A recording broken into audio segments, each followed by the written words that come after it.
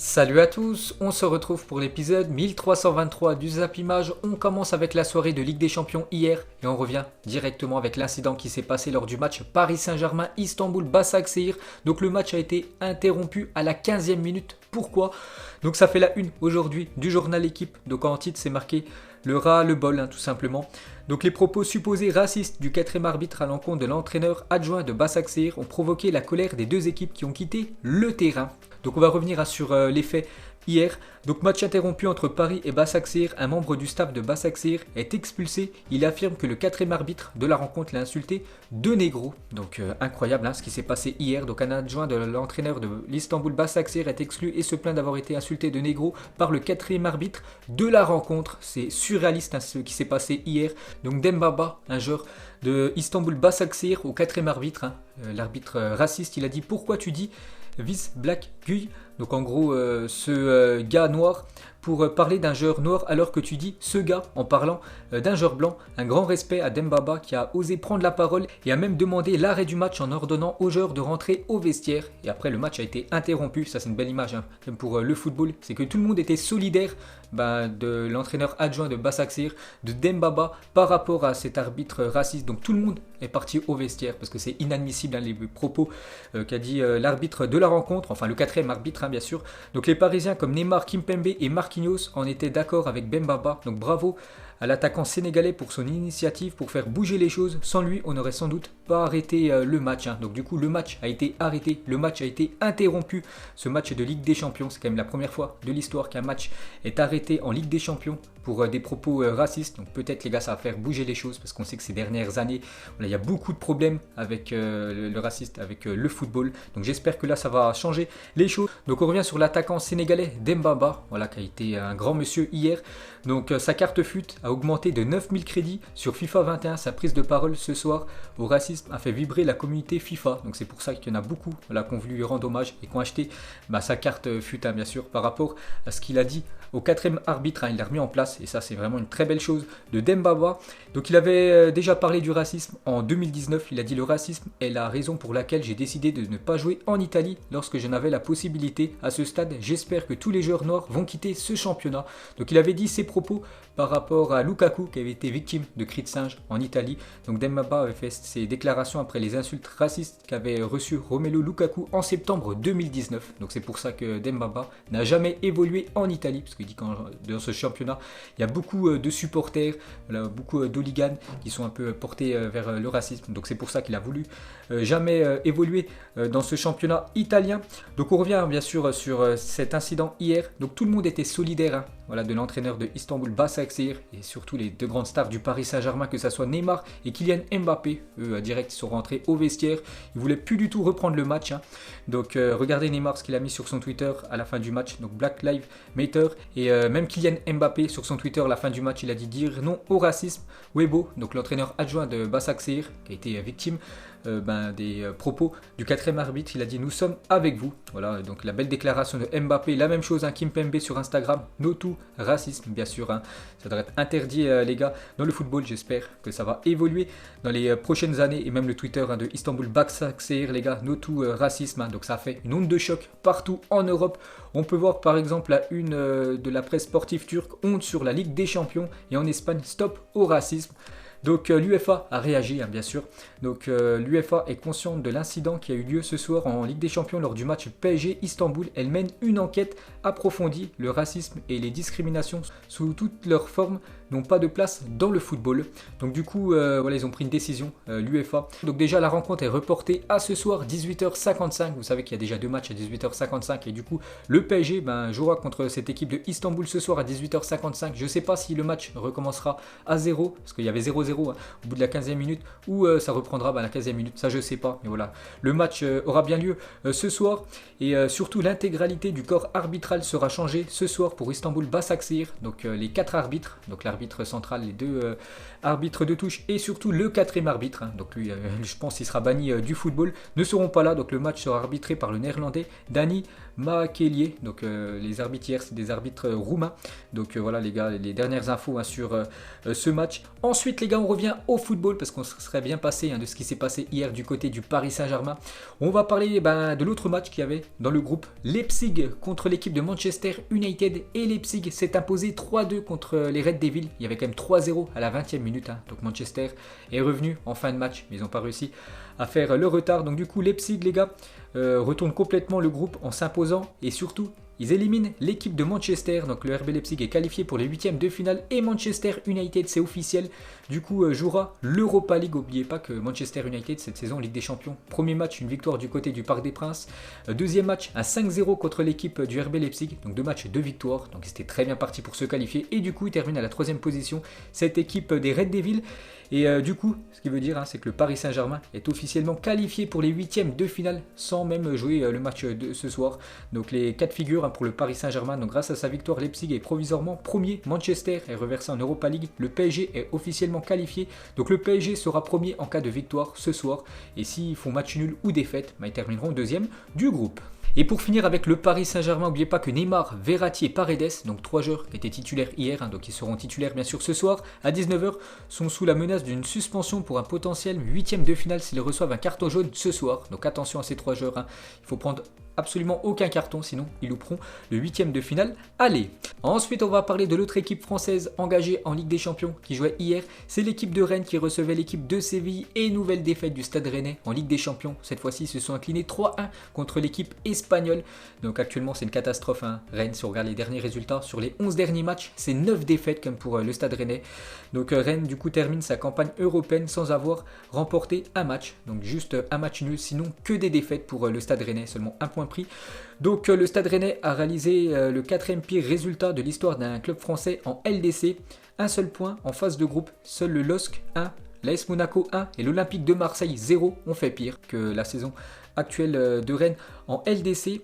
Et pour finir les gars, avec les clubs français en Ligue des Champions, ça a été compliqué cette année. Donc les clubs français ont perdu 11 rencontres en phase de groupe de Ligue des Champions cette saison. Jamais les clubs français n'avaient fait pire depuis la réforme de la compétition en 2003-2004. Donc déjà 11 défaites, il reste encore 2 matchs pour les équipes françaises en phase de groupe. Donc ce soir l'équipe de Marseille et aussi l'équipe du Paris Saint-Germain, et c'est déjà un record. 11 défaites pour les équipes françaises en phase de groupe, jamais c'était arrivé. Ensuite, on va parler de l'autre match dans le groupe de Rennes. Donc Chelsea recevait l'équipe de Krasnodar, et Krasnodar est venu prendre le point du match nul du côté de Chelsea, un partout.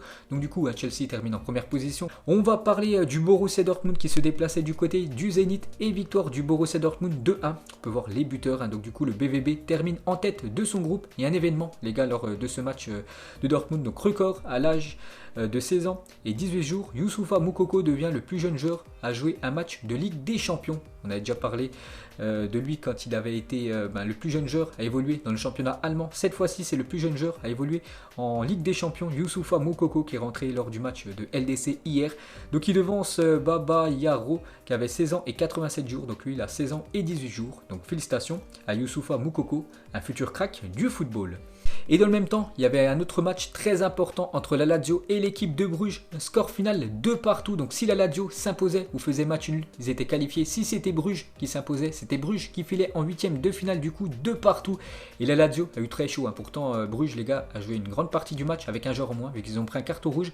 Et Bruges a quand même touché la barre transversale à la 93e minute. Ils n'ont vraiment pas eu de chance. Il y aurait eu 3-2, bien sûr, ça aurait été eux qui auraient été qualifiés. Du coup, c'est la Lazio qui file en 8e de finale. La Lazio rejoint les 8e. Bruges, du coup, est reversé en Europa League. On continue, les gars, avec Dynamo de Kiev contre Ferencvaros, et c'est l'équipe ukrainienne de Kiev qui s'impose contre les Hongrois de Ferencvaros. Du coup, le Dynamo de Kiev file en 16e de finale d'Europa League. Et pour finir avec les résultats hier, bien évidemment, on termine avec l'énorme choc, le Barça contre la Juventus. Une sacrée correction prise par le Barça à domicile par l'équipe de la Juventus. 3-0, un doublé de Cristiano Ronaldo et un but de Maikini. La Juventus sans pitié corrige le Barça au Camp Nou et prennent du coup la première place. Incroyable, parce que le Barça c'était 5 matchs, 5 victoires. Donc c'était très bien parti pour terminer premier du groupe. Et du coup la Juventus prend cette première place à la dernière journée, donc incroyable. Donc on revient déjà sur Cristiano Ronaldo, double buteur hier du côté du Camp Nou, donc un doublé sur penalty. Mais les amis au fond quand même Cristiano Ronaldo, parce qu'il faut le marquer bien sûr, le péno. Donc Ronaldo vient d'inscrire son 14e but au Camp Nou, c'est le stade adverse où il a marqué le plus de buts dans sa carrière. Il adore venir du côté du FC Barcelone, surtout du côté de ce stade, le Camp Nou. Cristiano Ronaldo, déjà son 14e but qu'il inscrit dans sa carrière du côté de ce stade du FC Barcelone. On continue avec lui, donc il a inscrit hier son 650e but en club, en tout 860 matchs, 650 buts en club pour Cristiano Ronaldo. Toujours CR7, donc 14 buts contre le Barça au Camp Nou, 134 buts en Ligue des Champions, meilleur buteur bien sûr de l'histoire de la LDC, 650 buts en club et 752 buts en carrière si on compte ses buts aussi en sélection, légende bien sûr, Cristiano Ronaldo. Donc toujours avec lui, donc il a marqué 19 buts contre le Barça, c'est plus que n'importe quel autre joueur. Donc voilà encore une stat magnifique sur CR7, déjà 19 buts contre le FC Barcelone. Donc voilà, c'est sa proie quasiment favorite. Toujours avec lui, donc Ronaldo cette saison, c'est 10 matchs. Et déjà 12 buts, 10 matchs et 12 buts, 2 passes D pour Cristiano Ronaldo, toute compétition confondue, donc des belles stats, plus d'un but par match pour CR7 pour cette nouvelle saison. N'oubliez pas quand même qu'il a 35 ans, l'attaquant portugais, donc il a fait sa célébration mythique quand il saute, il fait un tour sur lui-même, voilà, hier du côté du Camp Nou, donc une très belle photo bien sûr de CR7. On continue avec lui, donc il a fait quelques déclarations à la fin du match, il a dit c'est toujours bon de revenir en Espagne et en Catalogne, je vous ai dit les gars, il adore ce stade du Camp Nou, et pour lui bien sûr c'était un pur kiff de revenir jouer là-bas et surtout d'inscrire un doublé, donc il a marqué sur son compte Twitter, c'est toujours génial de retourner en Espagne, aujourd'hui nous étions une équipe de champions, une vraie famille forte et unie, en jouant comme ça, on n'a rien à craindre jusqu'à la fin de la saison, allons-y. Donc voilà, belle déclaration de CR7, il a aussi parlé de la relation qu'il a avec Léo Messi, les deux meilleurs joueurs de l'histoire quasiment du football. Donc j'ai toujours une relation très cordiale avec Messi, je ne l'ai jamais vu comme un rival. Donc Messi, on a partagé 12 ou 13 ans de remise de prix, je ne l'ai jamais vu comme un adversaire, je me suis toujours bien comporté avec lui. Dans le foot, on aime chercher une rivalité pour le spectacle. Donc voilà ce qu'a dit Cristiano Ronaldo. Donc lui, il n'y a pas du tout de concurrence ou de rivalité avec Léo Messi. Il sait que voilà, c'est un grand joueur, Lionel Messi, et que pendant plus de 10 ans, voilà, les deux ont partagé tous les prix, que ce soit les ballons d'or, les souliers d'or, tout ça. Et bien sûr, il a un grand respect envers Léo Messi. Donc très belle déclaration de Cristiano Ronaldo. On continue avec les deux stars hier, c'était peut-être le dernier match. On les voyait s'affronter hier, parce que voilà, ils sont quand même âgés. Donc voilà, quelques photos de Ronaldo et Léo Messi. Ensuite, on peut voir qui fait la une aujourd'hui du journal La Gazzetta dello Sport en Italie. Cristiano Ronaldo s'est marqué en titre. Ronaldo renverse Messi, bien sûr, vu qu'il a été double buteur. Hier, l'attaquant portugais. Donc, à son arrivée à l'hôtel du côté du FC Barcelone, Ronaldo a reçu des cris et des insultes par les fans du FC Barcelone, bien sûr, parce que le Barça déteste Cristiano Ronaldo. Donc, du coup, il y en a beaucoup qui ont insulté, voilà, qui ont hué Cristiano Ronaldo. Et du coup, la réaction de CR7, les regarder et faire un signe de la main, voilà, comme ça, voilà, un petit pouce en l'air, voilà, que tout va bien. Donc très belle réponse de Cristiano Ronaldo. Ensuite les gars, on va parler cette fois-ci côté FC Barcelone, parce qu'on a beaucoup parlé voilà, de Ronaldo, de la Juventus, mais cette fois-ci côté Barça, c'est pas ouf. Est-ce que le Barça a terminé en tête de son groupe en Ligue des Champions, comme depuis plus de 10 ans? Et non les gars, donc, parce que cette année, il termine en deuxième position, mais depuis la saison 2008-2009, à chaque fois, en phase de groupe, il terminait en première position, cette équipe Blaugrana. Donc la dernière défaite déjà du Barça à domicile en phase de groupe de Ligue des Champions remontait au 20 octobre 2009. Ça faisait 11 ans qu'ils n'avaient pas perdu en phase de groupe à domicile. Cette équipe du Barça, c'était contre Rubin Kazan. C'était un match où il s'était incliné 2-1, donc ça faisait plus de 11 ans, et surtout 33 matchs consécutifs sans la moindre défaite pour les Blaugrana. Ensuite, toujours avec l'équipe du FC Barcelone, donc potentiel adversaire du Barça en huitième de finale, vu que le Barça termine en deuxième position, donc ils rencontreront un premier d'un groupe. Donc ça peut être soit le Bayern, soit City, Liverpool, Chelsea, Dortmund ou même le Paris Saint-Germain si le PSG bat ce soir l'équipe de Istanbul Başakşehir. Donc voilà, ça sera un gros tirage bien sûr pour l'équipe du FC Barcelone, et surtout, vu qu'ils ont terminé en deuxième position, le Barça se déplacera lors du match retour, le huitième de finale retour, ça sera sûr à l'extérieur. Ensuite les gars, on va parler toujours du FC Barcelone, mais on va parler de Léo Messi. Voici les 7 tirs du Barça. Donc les 7 tirs cadrés ont tous été fait par Léo Messi, ça qui a eu beaucoup de tirs, mais il n'y a que Messi qui a réussi à cadrer. Un Griezmann, il a tiré, je sais pas, 5-6 fois, il a tout tiré à côté, mais il n'y a que Messi, les gars, qui a cadré hier, et les 7 tirs ont été arrêtés par Buffon. Donc Buffon, 43 ans, dans un mois, a réalisé 7 arrêts sur Messi hier soir, immortel. Toutes les frappes du Barça ont été réalisées par Léo Messi, donc les frappes bien sûr cadrées. On peut voir qu'hier, les deux légendes ont échangé leur maillot. Ensuite, toujours avec le FC Barcelone, donc ils ont concédé 2 buts dans les 20 premières minutes d'un match à domicile de Ligue des Champions pour la première fois de son histoire. Mauvais début de match pour l'équipe du FC Barcelone. Jamais au Camp Nou, ils avaient encaissé 2 buts dans les 20 premières minutes d'un match de LDC, chose faite hier. Et pour finir sur cette rencontre, les gars, on va parler du magnifique but de l'américain Mike Kenny qui a fait parler son talent pour l'ancien joueur de Schalke 04. Donc il a rejoint cette équipe de la Juventus il y a quelques mois. Il nous a marqué un magnifique but sur une reprise de volée. Donc le gardien allemand Ter Stegen n'a rien pu faire. Ensuite, du coup, un petit récapitulatif de tous les résultats de la soirée d'hier. Donc tous les matchs ont été finis. Donc c'est les derniers matchs pour cette année 2020 pour toutes ces équipes, à part bien sûr pour le Paris Saint-Germain et Istanbul qui rejouent du coup ce soir. On peut voir les classements. Donc le groupe E, Chelsea, Séville qualifié. Donc Krasnodar en 3e position. Dans le groupe F, le Borussia Dortmund termine en tête devant la Lazio, Bruges 3e position, la Juventus du coup dans le groupe G termine en première position devant le Barça, Dynamo de Kiev 3e et le groupe H, on saura ce soir qui terminera en tête entre Leipzig et l'équipe du Paris Saint-Germain. Donc on connaît déjà 12 des 16 équipes qualifiées pour les 8e de finale de Ligue des Champions, donc Manchester City, Chelsea, Liverpool, Leipzig, Bayern, Dortmund, Barça, Séville, Lazio, Juventus, le Paris Saint-Germain et l'équipe de Porto sont sûrs de voir les 8e de finale. Ensuite, jetez un coup d'œil au programme de la journée car aujourd'hui, beaucoup de matchs avec beaucoup d'enjeux. Donc déjà 18h55, donc il y aura le match du Paris Saint-Germain, mais il y a un autre match en même temps où il y a beaucoup d'enjeux. L'Ajax Amsterdam reçoit l'Atalanta Bergame. Donc l'Ajax doit absolument s'imposer parce que s'il y a match nul ou victoire de l'équipe de Bergame, ça sera l'Atalanta Bergame qui accompagnera Liverpool en 8e de finale. Donc Marseille se déplace du côté de Manchester City.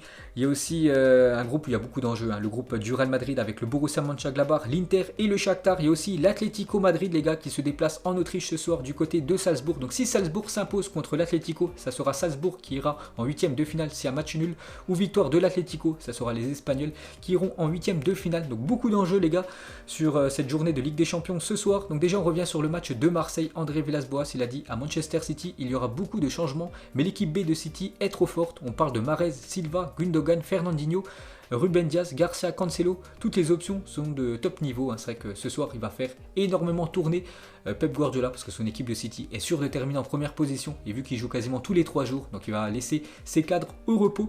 Donc il a dit même avec les remplaçants bien sûr, l'équipe de City est supérieure à l'équipe de l'Olympique de Marseille. Donc Pep Guardiola a indiqué qu'il effectuera un gros turnover ce soir face à l'Olympique de Marseille avec notamment la présence de 4 ou 5 joueurs de l'équipe U23 de l'équipe de Manchester City. Donc déjà regardez normalement, j'ai bien dit normalement, la compo pour l'équipe de City ce soir. C'est vrai que c'est quand même du très lourd avec Ferran Torres, Foden et Raheem Sterling en attaque, Bernardo Silva, Doyle et Fernandinho. On peut voir Stephen devrait commencer au but, Laporte aussi devrait être titulaire. Donc c'est quand même une très très grosse équipe. Pour moi cette équipe est supérieure à l'équipe de Marseille.